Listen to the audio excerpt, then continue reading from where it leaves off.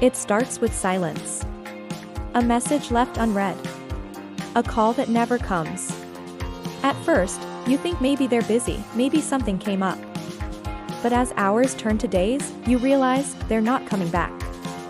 No explanation, no closure. Just absence. And even if you tell yourself, "I'll get over it," the truth is, it lingers. It hurts in a way that feels sharper than other forms of rejection. This is ghosting, and while it might seem like a modern dating problem, its impact goes far deeper than we think. Today, we're diving into the psychology of why ghosting cuts so deeply, and why the pain it leaves behind isn't just in your head, it's wired into your brain. The shock of silence. Humans are storytelling creatures. When something happens, we naturally fill in the blanks to make sense of it. But ghosting leaves no story, just a gap. And that uncertainty is mentally exhausting. Psychologists call this ambiguous loss, a type of grief without answers. Unlike a clear breakup or disagreement, ghosting leaves your mind searching for reasons. Did you say something wrong? Were they never interested? Did they meet someone else?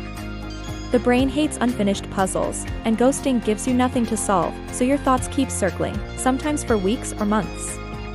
The social pain connection. Ghosting doesn't just hurt emotionally, it literally activates the same areas in the brain as physical pain. That's because humans evolved to depend on social bonds for survival. Being ignored or excluded used to mean you were in danger of losing your tribe, and that triggered intense distress. While we're no longer fighting for survival in the same way, our brains still interpret social disconnection as a threat. This is why ghosting can leave you feeling anxious, worthless, or even physically sick. Why ghosting feels personal, even when it's not.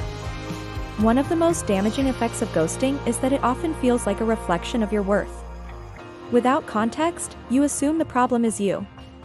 This can trigger what psychologists call internalized rejection, where you start doubting your own value. The reality is, people ghost for many reasons: fear of confrontation, emotional unavailability, or simply not knowing how to communicate their feelings. None of these necessarily mean you did something wrong. But because ghosting removes any conversation, your mind often jumps to the worst explanation. The role of technology in the digital age. Ghosting is easier than ever. Blocking, muting, or simply ignoring messages requires no direct confrontation. This makes ghosting tempting for the person leaving, but devastating for the person left behind. There's no facial expression, no tone of voice, no real closure.